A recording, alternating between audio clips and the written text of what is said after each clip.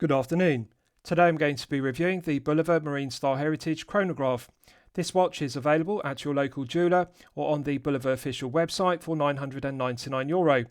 Bulova have a rich brand heritage. They were founded in 1875 in New York, so this year they celebrate their 150th anniversary. To celebrate 150 years of Bulova, they have released this piece as a special edition. The Marine Star Heritage Chronograph is a heritage reissue of the original Marine Star Chronograph made in the 1970s, made to modern day specification. So firstly, let's look at the box that the watch comes in, and then I'll talk you through the specifications of the piece.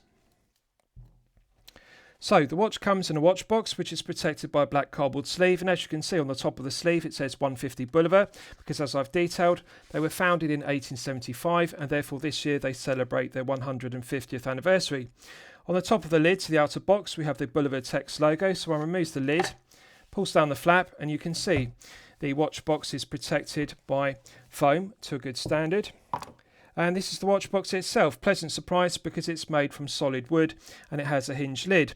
Nice matte grey finish to it, and it has stainless steel hardware, as you can see. Good attention to detail because on the base it's lined with felt fabric, and the purpose of the felt fabric liner on the base prevents the solid wooden watch box sliding around on a polished or lacquered desktop or tabletop, and also prevents the watch box from scuffing or scratching a desktop. So nicely executed because we have the Bulova text logo in gilt on the lid. Hinge lid is spring loaded, snaps shut with a nice positive click, and it opens with a spring loaded action. The interior is fully upholstered to a good standard with black vinyl, and we have the iconic tuning fork emblem of Bulova on the underside of the hinge lid. Base is also lined with black vinyl to a good standard, and in the centre we have a cutout which houses a padded pillow cushion. As you can see, it's profiled, and this is good because the watch sits upon it and it's a snug fit in the base, and it prevents the watch from moving around and being damaged in transit. Also good attention to detail because on the left and the right hand flanks of the base there's a removable section, and there are ribbons, so easy to get good purchase with your index finger and thumb on the ribbons to facilitate withdrawing the base compartment, as you can see. So this pulls out and it is very well coated with black vinyl. Now in the base, good attention to detail again because we have a cutout in the base. Just bear with me, I'll get the camera to focus on it. And there's a ribbon which sits beneath the items, which I'll show you. And the ribbon facilitates easy withdrawal of the items because you simply pull up on the ribbon and that lifts the items out of the cutout because they're a snug fit in the base. So very well executed. This is an example to other mid-tier brands of how to get presentation correct.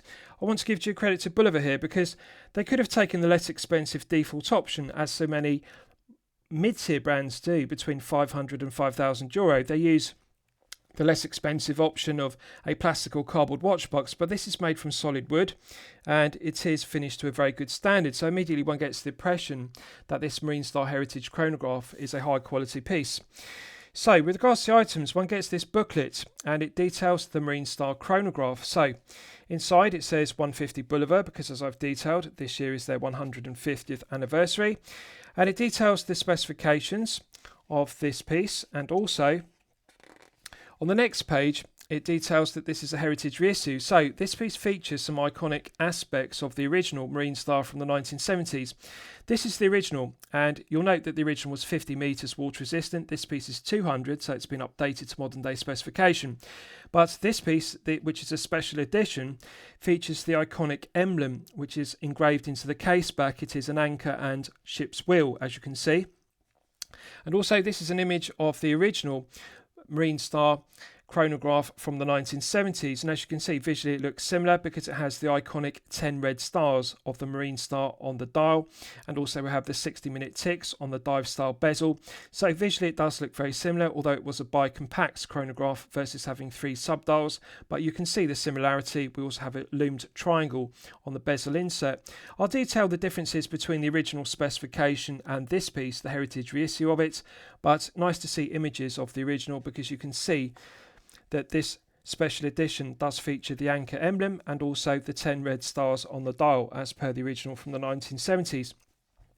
Also details the heritage of the brand. So as I've detailed, Bulova was originally founded by Joseph Bulova in 1875 in New York. And lastly, it details that this is now the 150th anniversary of Bulova. So nice to get this Marine Star Chronograph booklet included. One also gets this fold out leaflet, as you can see, which is the guarantee information and setting instructions. So inside, this confirms that this piece is covered by a 3-year international warranty, and in addition to the 3 years international warranty, you can register the serial number online, and that will actually extend the 3-year warranty by an additional year, which is very good, and there's space to fill in the serial number and the details of the piece as well as the retailer. On the reverse, it gives you a link you can use to download the owner's instruction manual with clear, concise diagrams, instructions in English, detailing the operation of the movement used, which is the Bulova Caliber NP20 Precisionist Quartz Chronograph. So you simply go on bulova.com/manuals to download the owner's instruction manual. Excellent. This is an example to other mid-tier brands between €500 and €5,000 of how to get it correct. It's simple, but it works. And it's good to see you can extend the 3-year international warranty by an additional year simply by registering it online. Often mid-tier brands only provide 12 months or 2 years of international warranty. So to get 3 years of international warranty plus an additional 1 year to extend it to 4 is incredible at this price point, and Bulova deserve full credit for that. And lastly, one also gets this cardboard tag, which has Bulova on it in gilt. And on the reverse, it has a QR code and also the reference number of the Marine Style Heritage chronograph, as well as the barcode. So good presentation and very impressive 3 to 4 year warranty. So with regards to the specifications of the piece, we have a 41.9mm case diameter. However, the thing to note is the bezel has overhang. So the bezel diameter is larger than the case. The bezel is 42.4, so this piece looks and wears more like a 42. So to remind you, case diameter is 41.9, bezel diameter is 42.4, so there is significant overhang on the bezel that I want you to be aware of. We have a lug-to-lug measurement of 50.2mm, a thickness of 15mm, and a lug width of 22mm. The President style bracelet tapers from 22mm at the lugs down to 22mm at the lugs down to 20mm at the 2-button push flip-lock clasp. The flip-lock clasp is pressed stainless steel and it's signed with Bulova's text logo. Flip-lock is sterile itself. 2-button push triggers on the flanks are mirror polished and correctly proportioned. It's a light gauge of pressed 316L grade stainless steel, and we only have the minimum 3 micro adjustments, although it does have a solid milled diver style extension link, which I'll deploy and show you. Now, subjectively, one can be critical of this because I would prefer to see a heavier gauge used. I'd like to see a solid milled 316L grade stainless steel flip-lock clasp versus pressed stainless steel, which is lighter gauge. But however, purist Bulova collectors will appreciate this because one has to appreciate this is a heritage reissue of the original 1970s Marine Style chronograph, and in the 1970s pressed stainless steel clasps like this were the industry standard. They predated the use of micro adjustment clasps with ratcheting mechanisms that we're all familiar with in 2025. They're now the industry standard. So pressed stainless steel clasps were the industry standard, but on a positive note, the internals are solid milled 316L grade stainless steel versus pressed internals, which I'll show you. So it's difficult to weigh it up because one could say, well, visually it does give the aesthetic of a 1970s clasp, but subjectively one could be critical and say, well, Bulova could have updated it to modern day specification, which is solid milled 316L grade stainless steel. And in any case, I think they should have drilled more holes in the flanks because 3 is the minimum. I'd like to see 4 or 5 micro adjustment holes because in the absence of half links either side of the clasp to size the President style bracelets, 4 or 5 micro adjustment holes in the flanks would be beneficial. But nonetheless, it does have a solid milled divers style extension link, which is good for on the fly adjustment. We have a double dome sapphire crystal with clear AR coating on the underside, and the clear anti-reflective coating does an outstanding job of reducing the glare and the highly reflective nature of the silver mirror polished pencil handset. Now, the pencil handset is true to the original, both in proportions but also in style. One can immediately differentiate between the pencil hour hand and the pencil minute hand. The pencil minute hand is more slender, the hour hand is thicker, and visually they do look very similar to the original 1970s Marine Style chronograph handset. Also, the chronograph hand, which has an arrowhead tip to it and contrasting white, is true to the original in proportions but also design. The original 1970s version also had a white chronograph hand and an arrowhead tip. So this will particularly appeal to purist Bulova collectors because this is a special edition, a heritage reissue of the original from 1970s The dial layout is also the same, but there are some notable differences. Now, this heritage reissue does feature the iconic 10 red stars of the Marine Star, so it's good that that has featured. But however, the original from 1970s was a bicompact style. There were just two subdials, one at 9, one at 3 respectively. It did not have a third subdial at 6. I'll explain the reason why that was. The original from the 1970s was powered by the Valjoux caliber 7731, which was a manual wind bicompact chronograph, and it did not have a date complication at 4 o'clock as per this piece, and of course this piece has a third subdial at 6. Now, subjectively, purist Bulova collectors will be critical of this. They would of course prefer it was more true to the original from the 1970s with a bicompact style, simply with a subdial at 9 and a subdial at 3, no date complication and no subdial at 6. However, one could argue that this has been updated to modern day specification because we have the benefit of a date complication at 4 o'clock, which is good. And we also have the benefit of the addition of a subdial. It really is subjective. It comes down to whether you're a purist Bulova collector or whether you like updates to modern day specification. It is difficult for a brand like Bulova to get the balance correct between 1970s vintage aesthetic and creating a heritage reissue which is true to the original but updated to modern day specifications. Now, there are some other notable differences. The original from the 1970s used plexiglass for the crystal. Plexiglass was similar to acrylic or alternatively hesselite, and they were popular in the 1970s. They predated the use of sapphire crystal. The negative of using a plexiglass, hesselite or acrylic crystal is, of course, they're softer and not as scratch resistant. Sapphire crystal is a notable contemporary upgrade. The other notable enhancement is it has the modern day specification of AR coating on the underside. So visually it does look similar to an acrylic, plexiglass or hesselite crystal because it is double domed. It does have a domed profile to it, rather like a plexiglass crystal used on the original. But of course it's curved on the underside, curved on the top side, and that reduces the distortion and magnification effect one gets with a plexiglass domed crystal, which is very thick. The other notable difference is the original was 50 metres water resistant. This is 200, which is very strong specification for a chronograph because usually chronograph pieces only have 100 metres. This has 200, and it's very impressive because the pushers for the chronograph do not have screw collars like a screw down crown screws down. And of course, on a Daytona, for example, they have screw down collars, but it still only has 100 metres of hermetic seal. This has an incredible 200 metres on the screw down crown, but also on the pushers, but the pushers do not have screw down collars. And I'm very impressed by that because with pushers like this without screw down collars, one would only expect a maximum of 100 metres of hermetic seal. To get 200 metres from a pusher like this is incredible specification, and Bulova deserve credit for that. So, sapphire crystal is a notable enhancement. AR coating is a notable enhancement. Another difference between the original from the 1970s and this heritage reissue of it, the original used tritium on the dial. In the 1970s, tritium was the industry standard, and then in the 1980s it was succeeded by Luminova, and then in the 1990s Luminova was succeeded by Superluminova, which is now the industry standard we are all familiar with.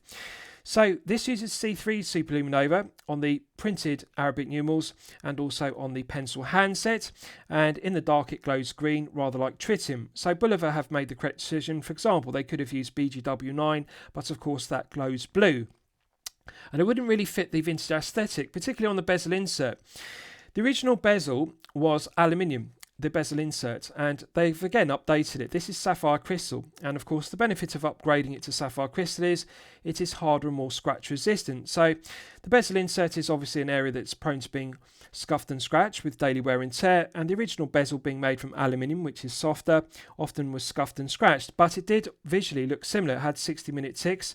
However, this one is different because the first 15 minutes, the first quarter, is red, and the remaining 3 quarters of the bezel are black. Now again, purist Bulova collectors will be critical of this. They will dislike this because subjectively they would prefer the bezel was entirely black rather than having the first 15 minutes in red.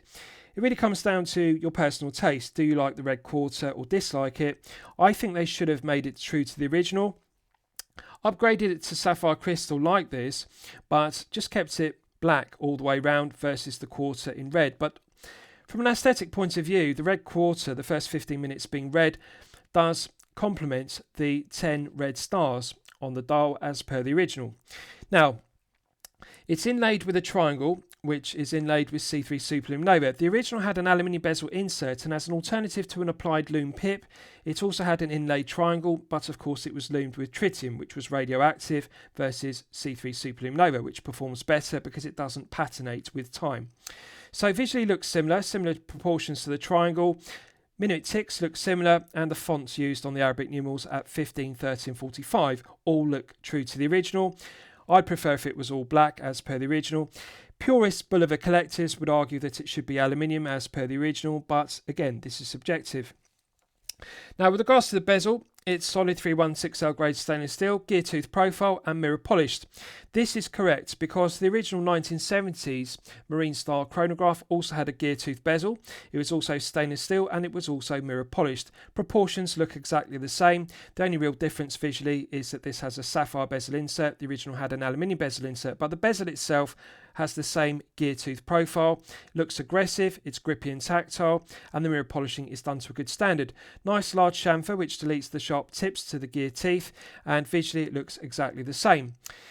The case is solid 316L grade stainless steel, longitudinal brushed satin finishing to the tops of the curved lugs, nice large bevels which mark the transition between the top of the brushed satin finish lugs and the flanks which are mirror polished. Nice large bevel on the undercuts to the flanks, that deletes the sharp edge. It is a tall piece, that's the thing to note.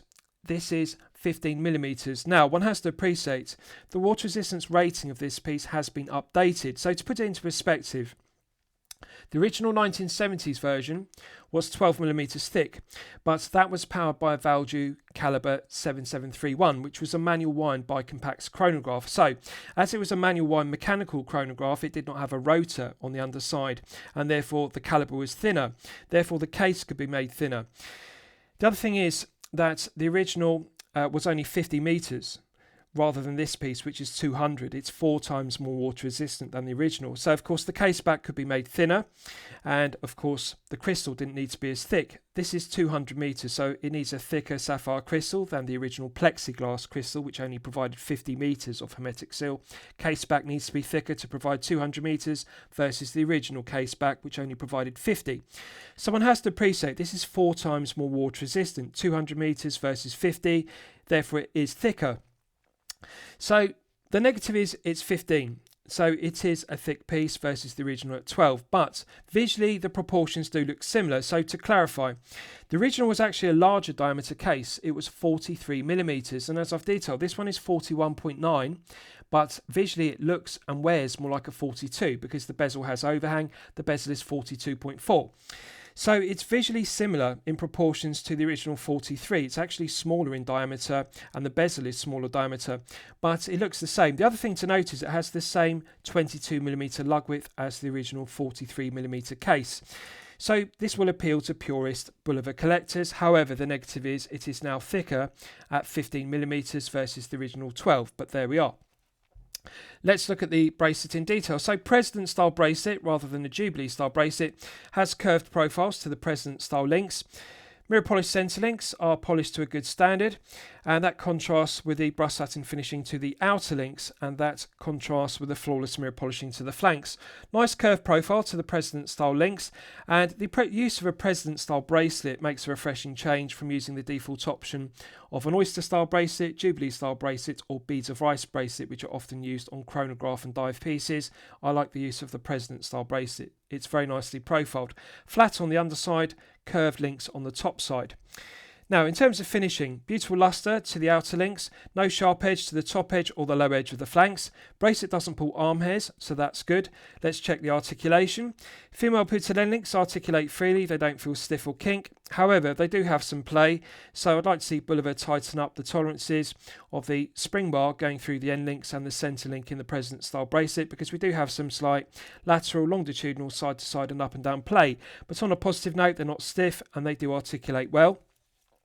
Let's check the other side for continuity. Again, female pivoted end links articulate freely, don't feel stiff or kink, and there's a good amount of articulation. The end link in the President style bracelet can pivot beneath the tips of the lugs, which is particularly beneficial if you have a smaller wrist size, because this does have a long lug to lug of 50.2. Again, we do have some slight play in every direction, lateral, longitudinal, side to side, up and down play. I'd like to see Bulova enhance the refinement of the quality control, builds quality and tolerances to make it an interference friction fit. So no sharp edges to the top edge or the lower edge of the flanks, doesn't pull arm hairs. Let's check the articulation. Articulates freely, doesn't feel stiff or kink, so that's good.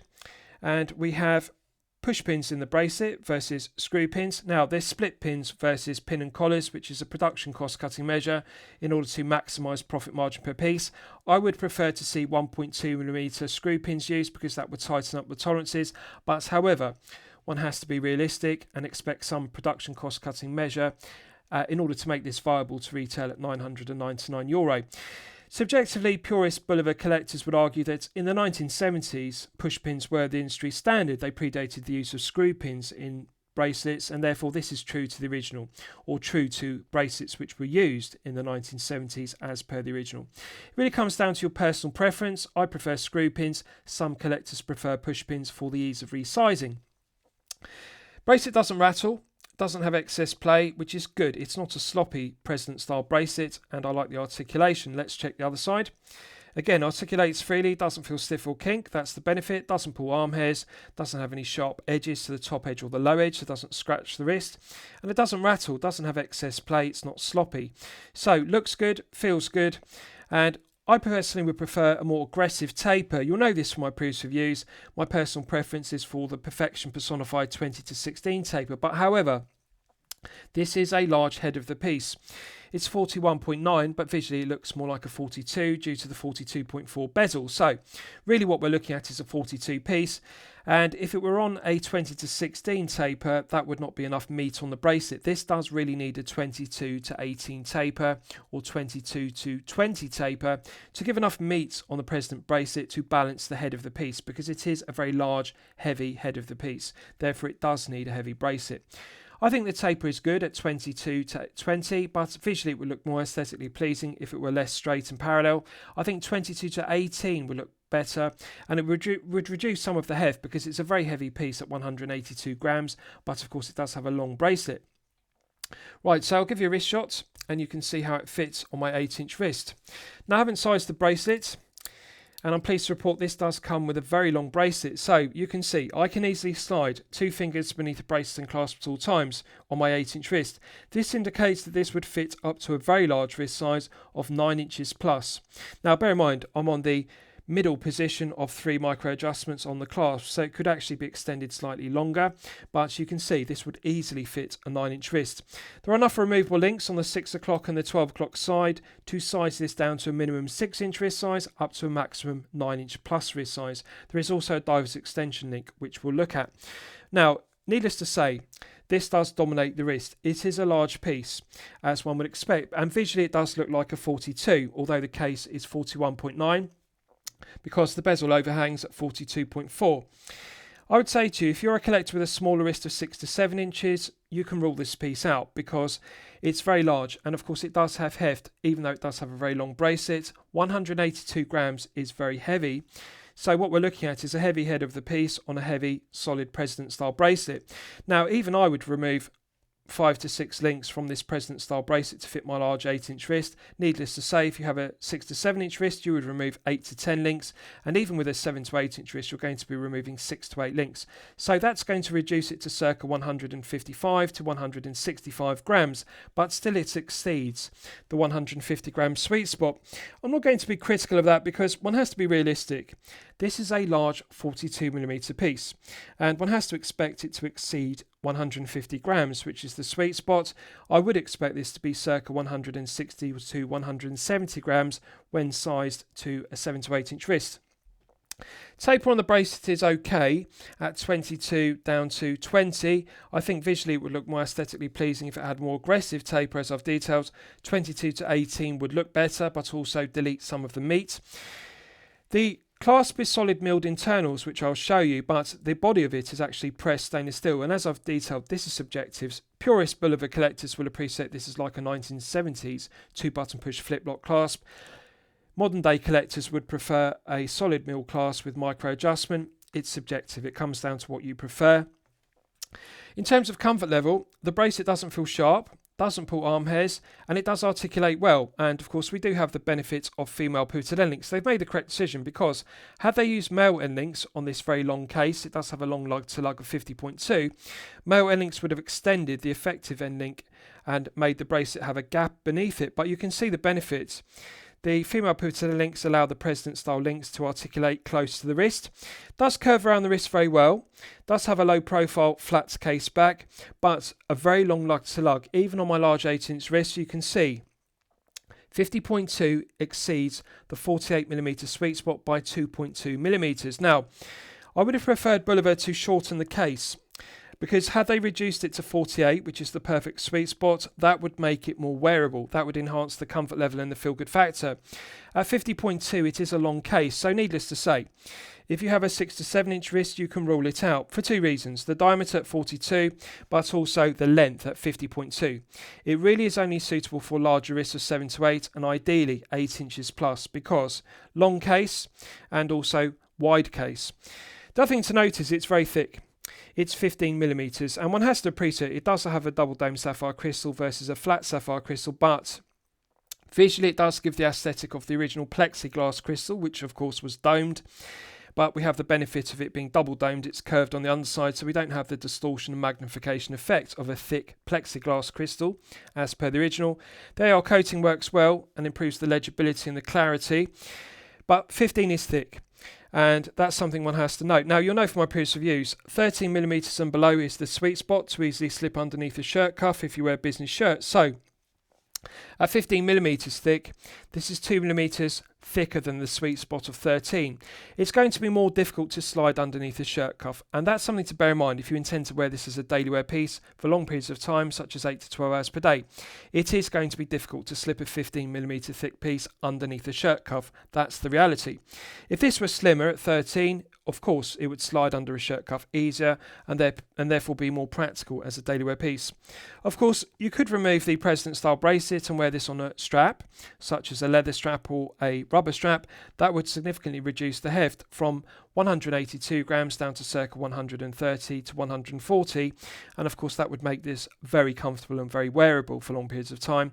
But nonetheless, it's a long case, large diameter due to the bezel being 42.4.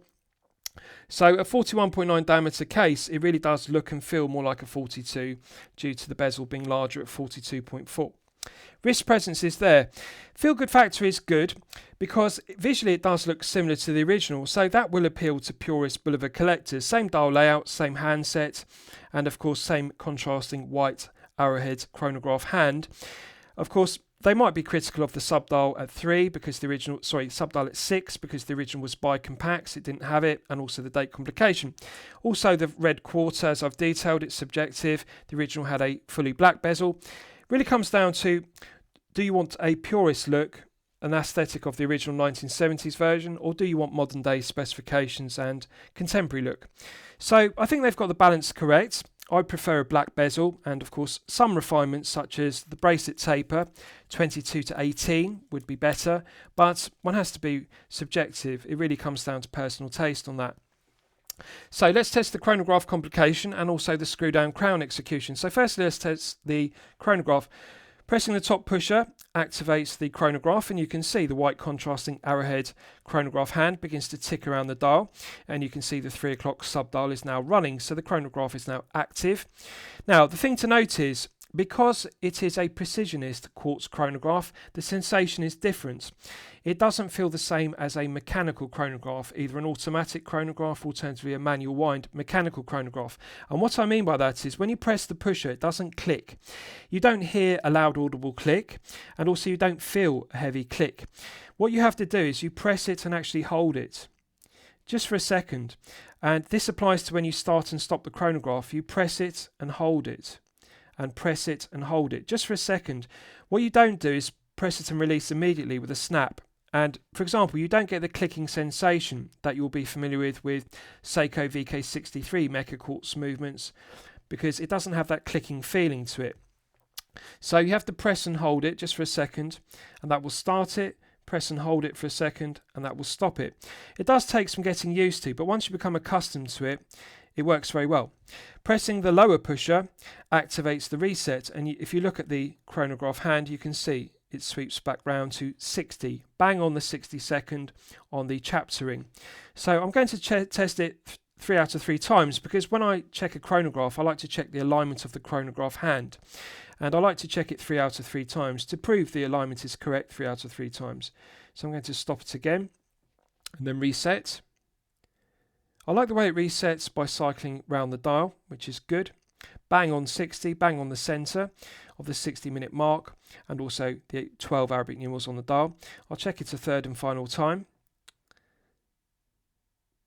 And just stop it again, and then reset. I like the resetting action, the way it smoothly sweeps around rather than ticking. Again, 3 out of 3 times, bang on the 60 on the chapter ring, so it's perfect. The alignment is correct, and this is something I really like about the Bulova Caliber NP20, which is a precisionist quartz chronograph. It is incredibly accurate, but also in terms of alignment, it resets bang on the centre every single time. Its reliability and accuracy are excellent. So it feels good. Nice firm resistance to the spring-loaded action of the stop-start pusher at the top and also the reset pusher at the bottom. They feel the same. They feel reliable and robust, but they don't click. That's the thing to note. You have to press them and hold them for a second to stop and start, and also to reset. They don't have a loud audible click, and if you like that, that's something that's absent and something to be mindful of. So let's test the screw-down crown. Solid 316L grade stainless steel screw down crown, coin edge finished, mirror polished domed cap, and it's signed with an embossed Bulova text logo to a good standard. Nice large chamfer which deletes the sharp tips to the coin edge teeth. It's correctly proportioned. Visually the pushers and also the screw down crown look similar to the original 1970s marine style chronograph, so they've got it right. The look is exactly the same, proportions are the same, but of course, as I've detailed, the original from the 1970s only had 50 metres of hermetic seal on the pushers, 50 metres of hermetic seal on the crown. This is better. Now, of course, one has to appreciate the original had a push-pull crown. It wasn't a screw-down crown because it was powered by the Valjoux Caliber 7731, which was a manual wind bicompax chronograph. And because it was a manual wind, they obviously didn't use a screw-down crown because it needed to be manually wound daily. So that's the difference. The original had a push-pull crown with 50 metres. This has been enhanced to modern day specification like a dive piece. It has 200 metres and a screw-down crown. And I'm very impressed with the pushers having 200 metres because they don't have screw-down collars as per a Daytona, for example. So let's test the execution. Silky smooth. This is sublime screw-down crown execution. Perfect interface between the internal thread of the stainless steel crown and the external thread of the stainless steel crown tube. So tolerances are excellent, quality control is excellent. So pulling it out to the first click position is the quick set complication. So if you look at the date complication at 4 o'clock, in between 4 and 5 Arabic numerals on the dial, you can see the quick set complication clicks over with a nice positive click. In terms of how it feels very similar to a Seiko VK63 or VK64 Mecha Quartz, which you'll all be familiar with. It's got a light feeling to it. It feels lighter than a Seiko NH35A quickset complication, which has a heavier feeling to it. That clicks over with a heavier, solid, loud, audible click. This one has a lighter feeling to it, and I like it. The alignment is correct, both the single and the double Arabic numerals contrast very well. The font is high definition and crisp. It's sharp. It's not too thick and blurry, so the legibility of the white Arabic numerals, both the singles and the doubles, is good. Now, it's not as easy to read as a date complication at 3 o'clock and 6 o'clock because, of course, the orientation of the Arabic numerals are tilted because the date window is at an angle between 4 and 5 o'clock. I personally prefer date complications at the default positions of 3 o'clock or alternatively 6 because the date window is therefore horizontal or at 6 o'clock vertical, but the point is the Arabic numerals aren't tilted like this between 4 and 5, but this is subjective. Some collectors like a chronograph to have 3 subdials and a date complication between 4 and 5. So it clicks over with a nice positive click. Legibility is good. Pulling it out to the second click position is the time setting position, and that hacks the movements because the Bulova caliber MP20 has hacking, so one can set the time precisely to the second. Feels smooth. In terms of how it feels very similar to a Seiko VK63 or a Seiko VK64 Mecha Quartz. That's the feeling of it. Has 0 joules, so very low friction, and it feels smooth. Doesn't feel rough or gritty, doesn't feel stiff, and one doesn't have to take up a lot of slack. When you rotate the coin edge crown clockwise and anti-clockwise, there's an almost immediate response to the pencil minute hand, so you don't have to take up a lot of slack in the gearing. Feels good, feels reliable, feels robust, and feels pleasant to set the time. Pushing it back in, it's got a nice positive click, and that restarts the movement. You can see, looking at the subdial at 6, the subdial second hand begins to tick around the subdial once again at 1 tick every second. So let's test screwing the crown back down. Instant thread pickup. There's a perfect interface between the internal thread of the stainless steel crown and the external thread of the stainless steel crown tube. Excellent. Really good pickup. One doesn't have to keep rotating the crown clockwise and anti-clockwise over and over again to get the threads to mate, to interface, to pick up. The pickup is instant. So refinement is there, quality control is there, feels good, and 200 meters for a chronograph is strong specification. Right, so let's look at the clasp internals in detail. So flip lock clasp, 2 button push triggers. There's a scallop beneath the flip lock, which is good because that makes it easier to engage your thumbnail or fingernail beneath the flip lock and prise it up. So I like to see the scallop, that's useful. Internals are solid mil 316L grade stainless steel. Now I want to give due credit to Bulova here because yes, negatively they've used a pressed body. Subjectively, purists will like that because it's like a 1970s clasp. I personally would prefer a solid mill body because it's modern day specification and better. But on a positive note, they didn't just use pressed internals. This is not a pressed internal. What we've got here is solid mill 316L grade stainless steel. Beautiful luster to the top side, underside and flanks. Nice fine grained satin finishing. No sharp edge to the top edge or the low edge of the flanks. The centre section has been deburred, so no sharp corners. That's good. And let's check the hinge pins. Left hand hinge pin articulates freely, doesn't feel stiff or kink, that's good. Do have some slight play in it, but it's minimal, it's acceptable. Let's check the centre hinge pin. Articulates freely, doesn't feel stiff or kink. Very slight play in it, so there's room for refinements with the interference fit. Finally, let's check the right hand hinge pin. Articulates freely, doesn't feel stiff or kink, it's actually a spring bar. Very slight play, it is okay. There's room for improvements, but it's acceptable. The play is minimal and it's not sloppy, therefore it doesn't rattle. There's no concerns with the long-term durability of it. It's done to an acceptable standard. There is room for improvement, but I think it's good enough. Now, as I've detailed, as an alternative to a ratcheting mechanism, this does have some on-the-fly adjustment. We've got a solid mil 316L grade stainless steel diver style extension link. This provides 10mm of on-the-fly adjustment. So, for example, if your wrist expands when one is active or in warmer weather, you have 10mm of diver's extension here, and this is good because on a positive note, they didn't use the production cost cutting measure of a pressed stainless steel diver style extension. This is made from solid stainless steel and it's milled, as you can see, nice heavy gauge to it, snaps into the body with a nice positive click, deploys with a nice positive click, and it's not sloppy, it doesn't rattle, so it works well.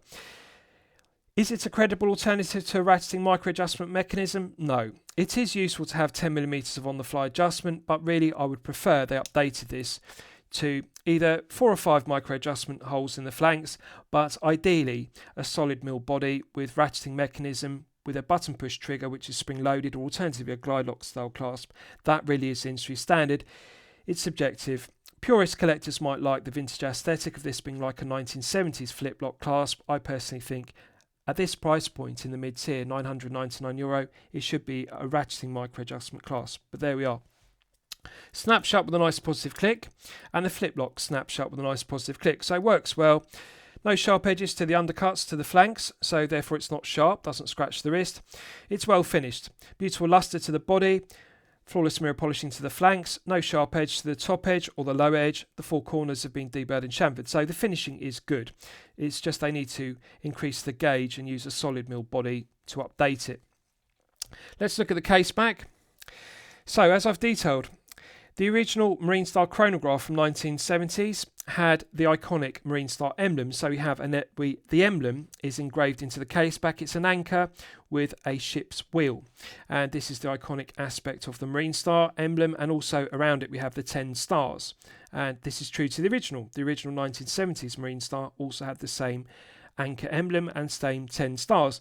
Around the circumference, laser etched is the specification, reference number of the piece, also says 150th anniversary and special edition, because as I've detailed, this year Bulova celebrates their 150th anniversary, and this heritage reissue of the Marine Star is a special edition, so nice to see that engraved. It will appeal to collectors. Solid end links in the President style bracelet are a nice tight fit to the head of the piece, and I'm pleased to see quick release stainless steel spring bars versus standard spring bars. This negates the need for a spring bar tool, which is beneficial because we have a mirror polished underside to the head of the piece. With mirror polished lugs like this, the risk is you can slip off the standard spring bars with a spring bar tool and therefore scuff and scratch the mirror polishing to the lugs. By having quick release spring bars, one doesn't need a spring bar tool, therefore there's no risk of scuffing and scratching the mirror polishing, so that's good. Mirror polishing to the underside to the head of the piece is excellent, and no sharp edges to the undercuts to the flanks. The 4 tips of the lugs have been deburred and chamfered very well. Circumference of the screw down case back, which is solid 316L grade stainless steel, is mirror polished to a good standard. The milled slots are deburred and chamfered, so no sharp edges to the slots. It's a very well finished case back. Now it is a deep bubble back case back, that's something to be mindful of. One could say, well, it's necessary to be 200 metres water resistant, but I would be critical of it because this is not an automatic chronograph. We're not looking at a chronograph with a rotor such as the Solita caliber SW510, which is automatic. It has a rotor. Therefore, we need a bubble back case back with that caliber. But this is powered by the Bulova caliber NP20, which is a precisionist quartz chronograph. It's not a mechanical or an automatic chronograph. Therefore, it doesn't have a rotor, and therefore one doesn't need clearance. So really, this doesn't need to have such a deep, solid stainless steel case back. I do appreciate this isn't 50 metres as per the original, which was thinner. The original was 12mm thick, this is 15, but I think they could delete a lot of that thickness simply by reducing the profile of the bubble back case back and making it thinner and also flatter. For example, they could remove 2mm of thickness from this piece and still retain the double dome sapphire crystal they use in the front of the piece, which adds 2mm of thickness to it, but they could reduce this by 2mm from 15 down to 13 quite easily simply by using a flatter case back, and they would still provide 200m of hermetic seal versus the original 50. I think the case back is too thick, and I think the bubble back profile is too deep. This is the kind of case back one would expect to see on an NH35A powered piece or an SW200 powered piece, not a quartz, but there we are. So caseback could be thinner, but it's very well finished. Right, so let's do a Lume test and we'll see how the Lume performs when it's charged up to the absolute maximum. So as always, I'm going to use my 100 UV LED torch to charge it up to the absolute peak. So as I've detailed, the original 1970s Marine Star chronograph was lumed with tritium. It had a triangle, which was lumed with tritium on the aluminium bezel insert as an alternative to a Lume pip. The Arabic numerals were printed with tritium, and the pencil hands were lumed with tritium. And of course, tritium was radioactive and used in the 1970s, but then from the 1980s onwards, it was succeeded by Luminova, which wasn't radioactive, and Luminova doesn't patinate as per tritium. Right, so that's now fully charged, and as you can see, it has not disappointed. This is excellent performance, and I want to give due credit to Bulova here, because unlike many mid-tier brands, they haven't used the production cost-cutting measure of applying 2 to 3 layers on the dial and 3 to 4 layers on the handset in order to reduce production costs per piece and maximise profit margin per piece. The Lume triangle clearly has 5 to 6 layers of C3. The printed Arabic numerals have 5 to 6, and we're looking at the pencil hands have 5 to 6. Now one has to appreciate the pencil hands are slender, especially the minute pencil hand, it's very thin. Therefore it doesn't allow a large area or large plot as per Mercedes hands or snowflake hands used on a dive piece, and also we're not looking at applied indices, we're looking at printed Arabic numerals, but still 5 to 6 layers, excellent. What I like about it is there is a good colour tone match. In daylight, the Lume triangle on the bezel insert, which is sapphire crystal, is white, and the Arabic numerals are white, and also the pencil hands are white. So the C3 looks white. It doesn't look more cream on the bezel insert. the dial or the hands. They've got the colour tone match in daylight, correct. In the dark, you can also see we have the same colour tone match because we've got the same green tone on the triangle in the sapphire bezel insert, same green tone on the printed Arabic numerals, same green tone on the pencil hands. Also nice to see a triangle tip to the arrowhead tip of the chronograph hand is loomed, which is good. Symmetry is good. Now, subjectively, one could be critical, and purist Bulova collectors will dislike the subdial at 6 because, of course, that deletes the 6 Arabic numeral, and it's not as symmetrical as the bicompact style with the absence of the date complication. The original 1970s version just had 2 subdials. It was bicompacts, but this has 3 subdials. So, of course, they've had to delete the 6 Arabic numeral, and, of course, they have to delete the 9 and the 3 Arabic numerals in order to give space, area for the subdials to fit. But legibility is good. And bear in mind, this is not a dive piece. We're looking at a chronograph. I think it's acceptable. 5 to 6 layers is good enough. And they've done a good job of the triangle. So one could say they've missed an opportunity with regards to the bezel insert. It's sapphire crystal. Now, they could have used aluminium as per the original, but as I've detailed, sapphire crystal is hard and more scratch resistant. Alternatively, they could have used ceramic and a matte version of ceramic rather than glossy. I think matte ceramic would have been hard and more scratch resistant, but would have given the aesthetic of an aluminium bezel insert. That would have been my option, but sapphire crystal is aesthetically pleasing. I think it would have looked better entirely in black, but point is, I think they've missed an opportunity because they've only loomed the triangle. Now, purists will argue the original 1970s Marine Star chronograph only had a loomed triangle in tritium. The rest of the minute ticks and, of course, the Arabic numerals were not loomed because it was an aluminium bezel insert. They were silver. I would argue that this has been updated to sapphire crystal and the opportunity is there. They could have fully loomed the minute ticks, fully loomed the hour markers and fully loomed the Arabic numerals 15, 13, 45 respectively. They've only loomed the triangle. One could say it's a production cost-cutting measure, or one could argue, well, it's true to the original, just the triangle is loomed, and we're not looking at a dive piece, this is a chronograph, it doesn't need a fully loomed bezel. Again, comes down to your personal preference. Do you like a fully loomed sapphire bezel insert, or do you just prefer the triangle?